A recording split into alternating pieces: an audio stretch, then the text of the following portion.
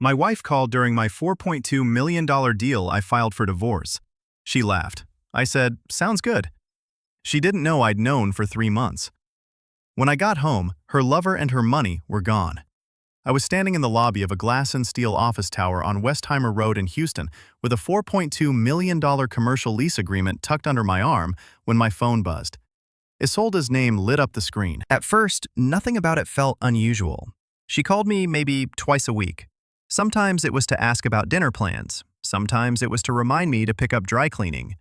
Sometimes I think she called just to fill the silence that had been growing between us for longer than either of us wanted to admit. I stepped away from the elevator bank, pressed the phone to my ear, and said what I always said. "Hey, everything okay?" That was when she told me. "Raymond." Her voice had a brightness to it I had not heard in months. But it was not the brightness of happiness. It was the brightness of someone who had rehearsed a speech over and over. Someone who had been waiting for the moment she could finally say the words out loud. "I need you to know that I filed for divorce today. I also signed a purchase agreement on the house. The buyer wants to close in 30 days. I've already started packing my things." I did not say anything. Behind me, Houston traffic hummed and rushed beyond the revolving doors. People moved through the lobby around me, carrying briefcases, coffee cups, and conversations that belonged to normal days. I stood there with her voice in my ear and the lease agreement under my arm, feeling the moment settle into place. "I'm going to start over," she continued, "with someone who actually sees me, someone who doesn't make me feel like a footnote in his own life." Then she laughed, not a nervous laugh, a victorious one. And I said the only two words I could think of, the two words that made everything that happened next possible. "Sounds good." She paused. I think she expected tears, maybe begging, certainly not that. "Sounds good," she repeated. "Yeah," I said. "I'll see you when I get back." Then I hung up, and I smiled. Because Isolda had just made the second biggest mistake of her life.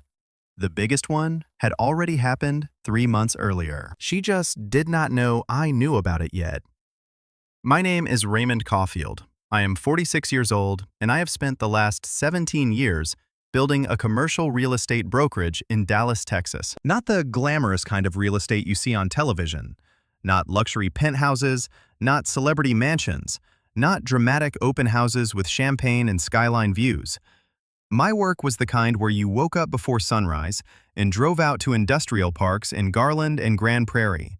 It was the kind where you negotiated warehouse leases with manufacturing companies that had never once appeared on the cover of a magazine.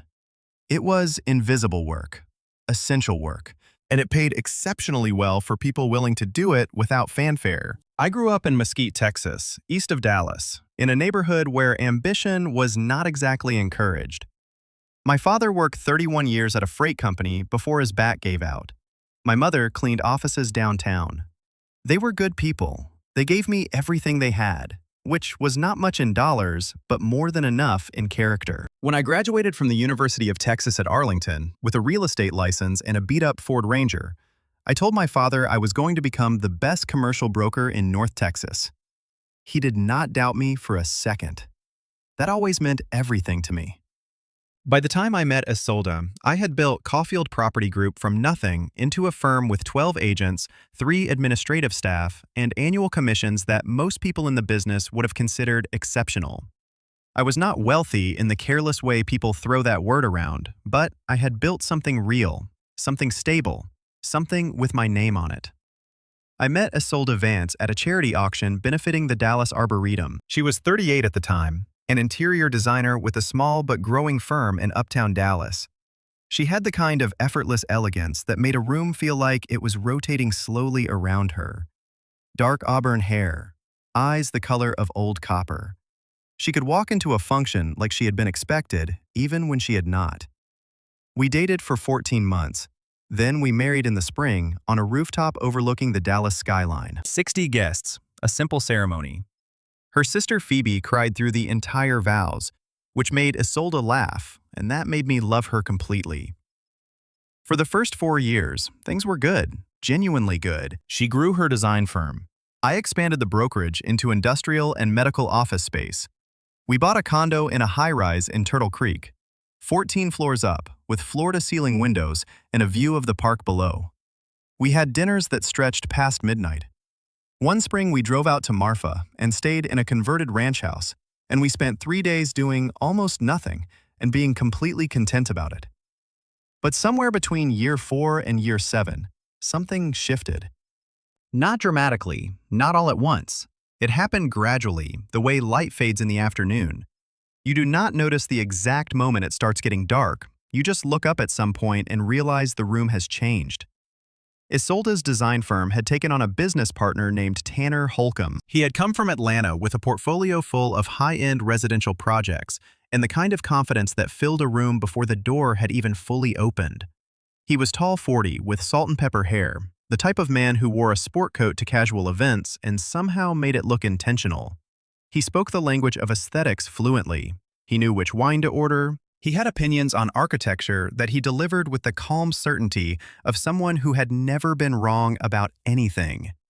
I did not dislike Tanner immediately. I want to be honest about that. He was charming in the way certain people are engineered to be charming, and I had been in sales long enough to recognize the construction beneath the warmth. But Isolda was thrilled about the partnership. Her business was growing. Her work was getting better. For a while, I told myself I was overthinking it. I stopped telling myself that in February. That was 7 months before the phone call in Houston. I came home early from a site visit in Frisco. A tenant build-out had been delayed by a permit issue, and there was nothing I could fix that afternoon, so I headed back to Turtle Creek. When I walked into the condo, I found Isolda sitting on the living room couch. She was not doing anything, just sitting. Her phone was face down on the cushion beside her, and when she looked up at me, her face did something faces do when a person has been caught mid-thought. The expression evaporated too fast. It was replaced too quickly with something normal, surface level, and wrong. "You're home early," she said. "Permit delay," I said. "What are you doing?" "Nothing, just resting." She picked up her phone and went into the bedroom. I stood in the kitchen for a long moment. Then I went to my office and started thinking. I want to be clear about something. I am not a suspicious man by nature, but I spent 17 years in commercial real estate, and that means I spent 17 years evaluating risk, reading people, and deciding what was worth trusting. The instinct that started speaking to me that February afternoon was not jealousy. It was the same signal I get when a deal structure does not quite add up, when the numbers look right, but something in the foundation feels soft. 2 days later, I called a private investigator named Craig Bethel. Craig had done background work for me before on potential tenants with questionable financials. He was quiet, thorough, and completely without drama. I told him I needed a full picture of Isolda's recent activities. I was not asking him to spy on my wife out of spite. I was asking him to confirm or deny what my professional instincts were already telling me. It took Craig 3 weeks. His report arrived on a Tuesday morning in a plain email with a PDF attachment. I read it at my office desk with the door closed and my assistant holding my calls. Isolda and Tanner Holcomb had been involved for at least 5 months. The report included dates, times, and locations: a hotel in Deep Ellum, lunch at a bistro in the Design District on a Saturday, when Isolda had told me she was meeting a client in Plano, a reservation at a wine bar on Henderson Avenue, under Tanner's name, checked in at 7:42 p.m. on a Thursday, when I had been at a client dinner in Irving. I closed the PDF. I put my phone face down on my desk. I looked out the window at the Dallas skyline for a long time. Then I did something that I believe saved me from losing everything. I did not call her. I did not go home. I did not say a single word. Instead, I called my attorney. Clifton Hale had represented me in 3 major commercial transactions and 1 lease dispute that had nearly ended a relationship with a client I had had for 11 years. He was the kind of lawyer who spoke slowly and thought faster than almost anyone I had ever met. When I explained the situation, he did not waste time expressing sympathy. He started asking questions. Is the condo in both names? Yes. Is the mortgage current? Yes, never missed a payment. Are there any joint investment accounts or business accounts tied to personal finances? We have a joint checking and a joint savings. My business accounts are separate LLCs. Good, he said. Here's what I need you to do. Over the next 3 months, I did exactly what Clifton told me. I moved my personal savings money I had accumulated before our marriage into a separate account, with a clean paper trail documenting its premarital origin. Under Texas law, that mattered. I separated my business income structures more cleanly. I documented every major asset we shared and established clear records of what predated our marriage and what had been built together. I also had a second, very important conversation with Clifton about Tanner Holcomb specifically. Because Craig Bethel had not only given me documentation of an affair, he had given me something else, something I did not understand the significance of at first, but Clifton understood immediately. Tanner Holcomb had a history. Before Atlanta, there had been Phoenix. Before Phoenix, there had been Nashville. In each city, there was a variation of the same pattern. A business partnership, usually with a woman, usually involving shared accounts or shared assets, followed by a disappearance. 2 of the women had filed civil suits. One had been resolved quietly, the other was still pending in Maricopa County Court.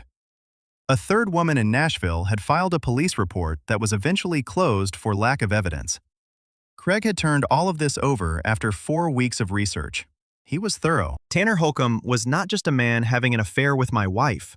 He was a man with a documented pattern of attaching himself to women with assets, then extracting value before disappearing. And Isolde, my wife, had opened a shared business account with him 6 months earlier. Craig had found that too. So I sat on all of it. I said nothing. I went home every night and had dinner. I asked about her day. I watched the news. I went to bed beside her, and I did not say a single word. Because Clifton had been very specific. If I wanted to protect myself in the divorce that was clearly coming, the divorce that was going to happen regardless of what I did, I needed to wait. I needed to document. I needed to prepare. And under no circumstances could I tip my hand. So when that phone call came in the lobby on Westheimer Road in Houston on a Thursday afternoon in October, I was not caught off guard. I was ready. Sounds good, I said. And I meant it. I drove back to Dallas the next morning. It is roughly a 4-hour drive depending on traffic, and I spent most of it on the phone with Clifton, who had been waiting for me to give him the green light. By the time I crossed into Dallas County on I-45, 3 things had already been set in motion. First, Clifton had filed the divorce petition that morning. Not a response to her filing, an independent petition. Because when he checked the county clerk's records, Isolde's attorney had filed paperwork, but it had not yet been served. I beat her. By hours. Second, Clifton had contacted a real estate attorney who specialized in property disputes, a woman named Dr. Adeyinka Owusu.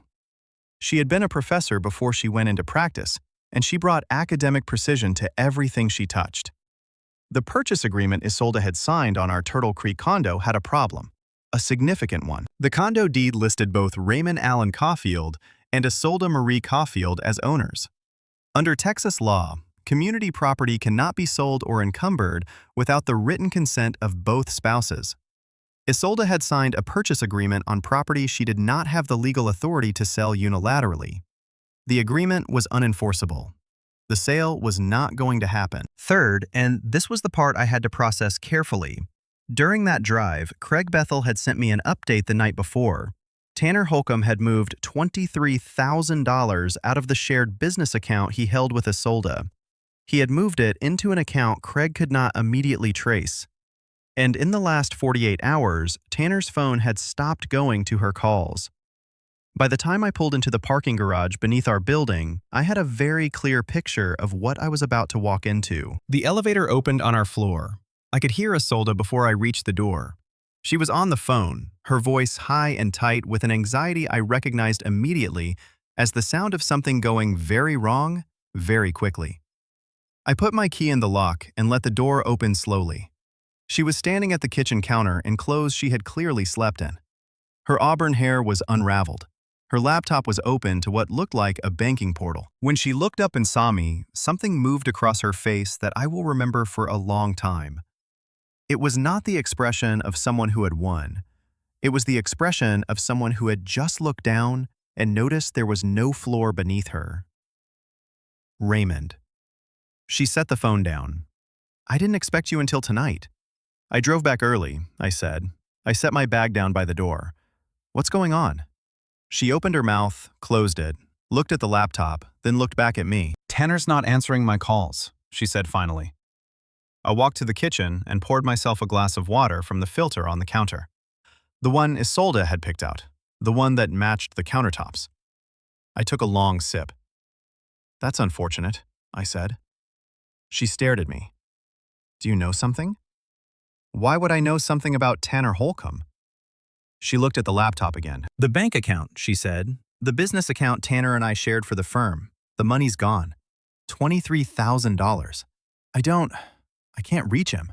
And the buyer for the condo is saying the purchase agreement might not be valid because… She stopped. She was putting it together. I watched her do it. Because your name is on the deed, she finished quietly. That's correct, I said. Our names are both on the deed. You can't sell community property without both signatures. Dr. Owusu is a real estate attorney. She'll be sending your attorney a formal letter today explaining the situation.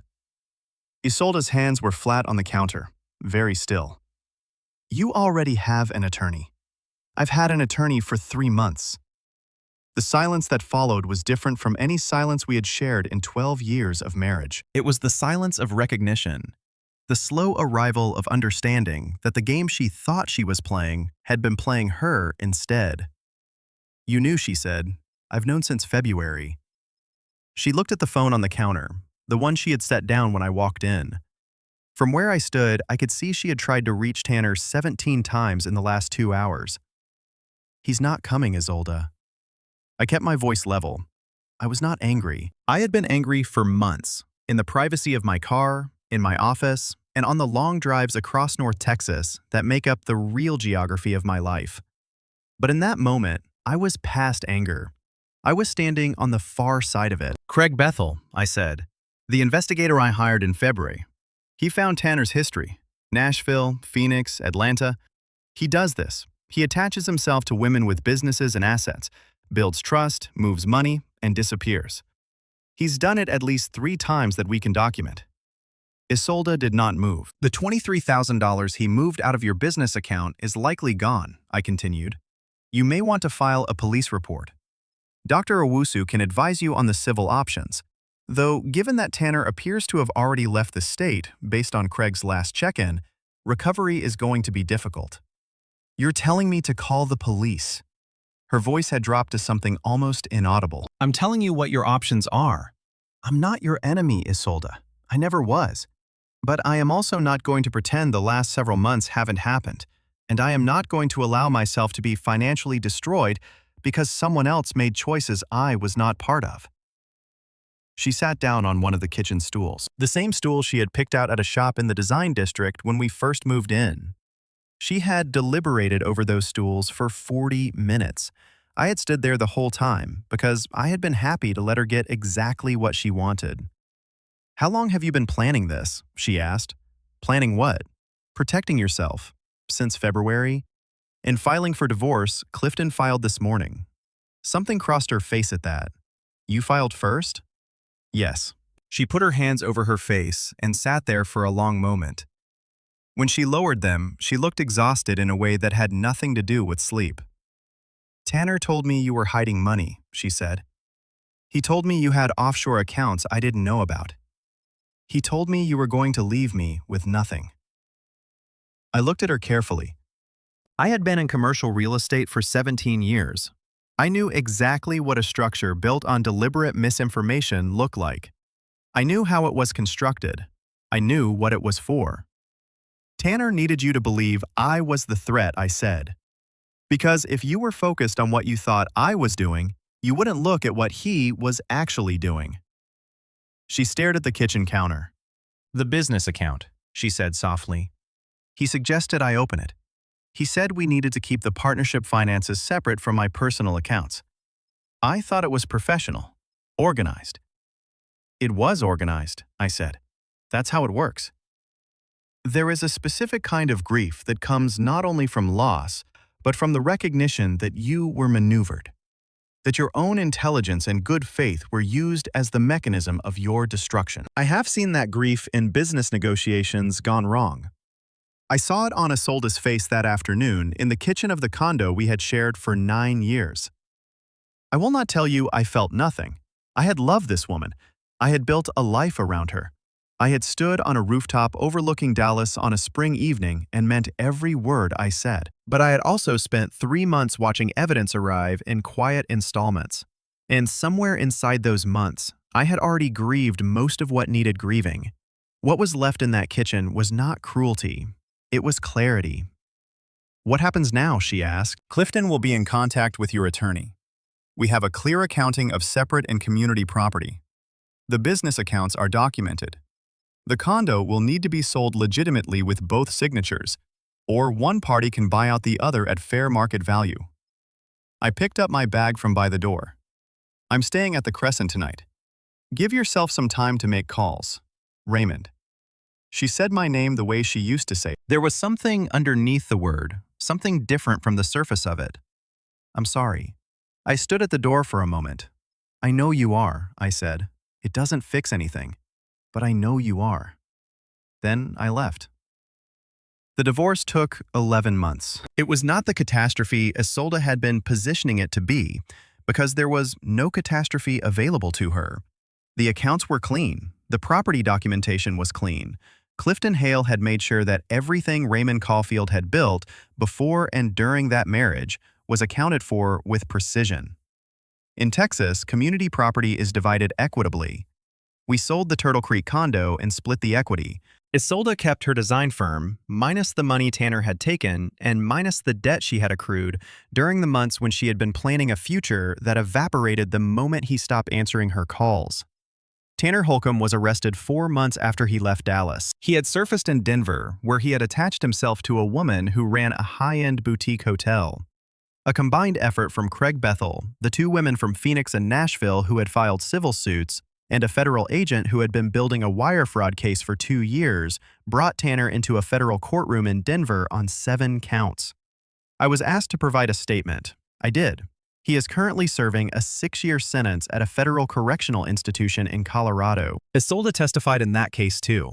It was not comfortable for either of us. We sat in the same courthouse hallway for 40 minutes without speaking.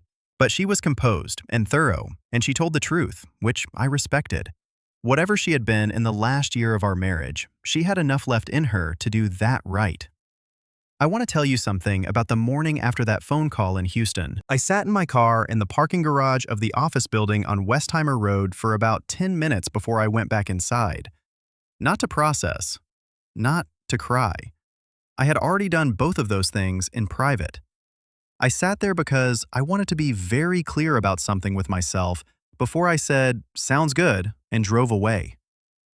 I was not winning. There is no winning in the destruction of a marriage you built with real effort and real love. There is only deciding how you are going to come out the other side.